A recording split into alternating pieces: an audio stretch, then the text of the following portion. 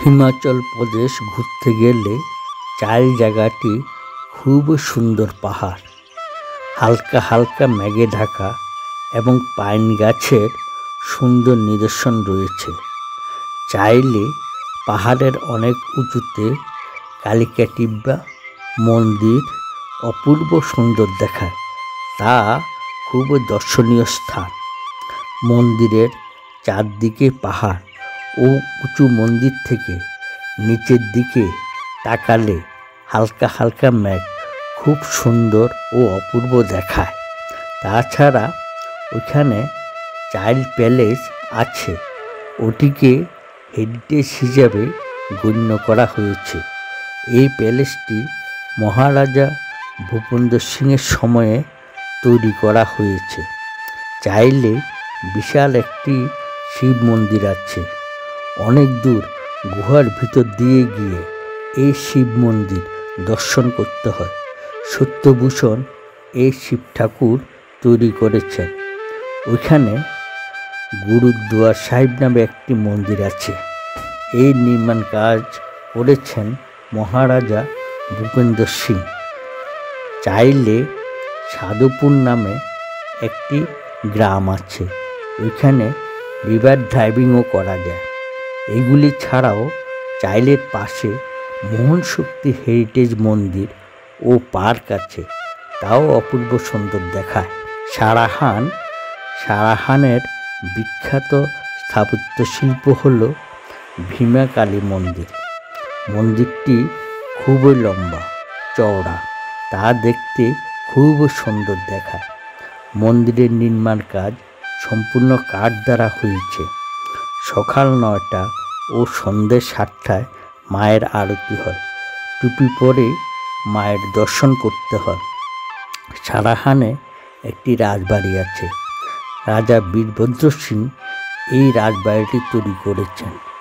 মহারাজের মহলে ভিতরে অনেক আপেল ও নাশপাতির গাছ আছে। তাছাড়া ওই মহলের ভিতরে একটি ফুলের বাগানও আছে।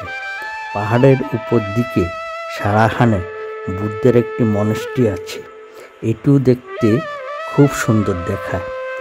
এই পাহাড়ি জায়গায় খেলাধুলার জন্য একটি ক্রিকেট স্টেডিয়াম আছে। এর একটু উপরের দিকে গেলে হেলিপ্যাডও দেখতে পাওয়া যাবে। দুটোই দেখতে অপূর্ব দেখায়। সারাহান পাহাড়ের চারদিকে আপেল ও নাশপাতির বাগানে ফল ধরে রয়েছে, তাও দেখতে মন ছুঁয়ে যায়। সিমলার উল্লেখযোগ্য স্থান হল মল রোড। মল রোড যেতে বাঁ দিক দিয়ে উপরে উঠলে রোডের মধ্যেই সিমলা কালী মন্দির দেখতে পাওয়া যাবে। মন্দিরের পরিবেশ খুব শান্ত ও মনোরম। এর পাশে আছে শিবলিঙ্গ, তাও দেখতে মন ছুঁয়ে যায়। মল রোড ধরে সামনের দিকে গেলে ডান দিকে উপরে রাস্তা দিয়ে উপরে উঠলেই একটি চার্চ মন্দির দেখতে পাওয়া যাবে। ওই চার্চ মন্দিরটি খুব সুন্দর। এখান থেকে সানসেট দেখলে অপূর্ব দেখায়।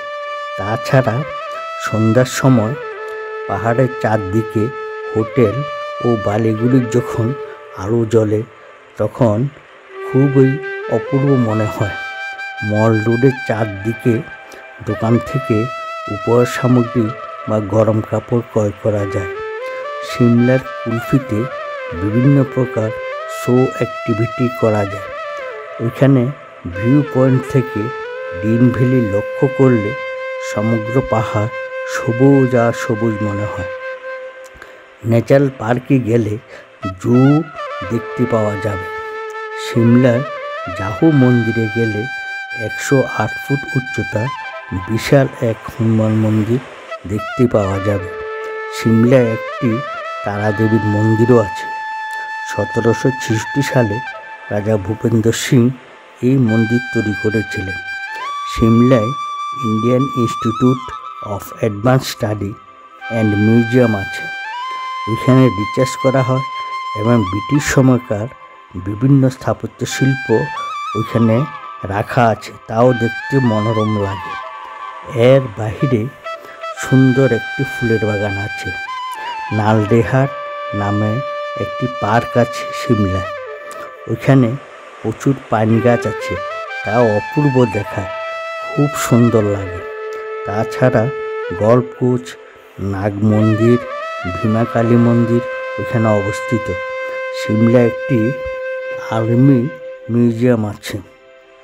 এই মিউজিয়ামে প্রবেশ করতে গেলে 100 টাকা এন্ট্রি ফি দিতে হয়। মিউজিয়ামের ভিতর যুদ্ধের বিভিন্ন অস্ত্রশস্ত্র, কামান, এমন যুদ্ধকালীন বিমান ইত্যাদি রয়েছে। তাছাড়া কার্গিল যুদ্ধের কাহিনী 3Dর মাধ্যমে পরিবেশন করা হয়। সেখানে ফায়ারিংয়েরও ব্যবস্থা আছে। ওইখান থেকে উপরের দিকে গেলে বিভিন্ন সামগ্রী ক্রয় করার ব্যবস্থা আছে। মিউজিয়ামের গল্পকুচ ও হেলিপ্যাড আছে। সর্বোপরি সিমলা প্রদেশে ভ্রমণ খুব আনন্দদায়ক।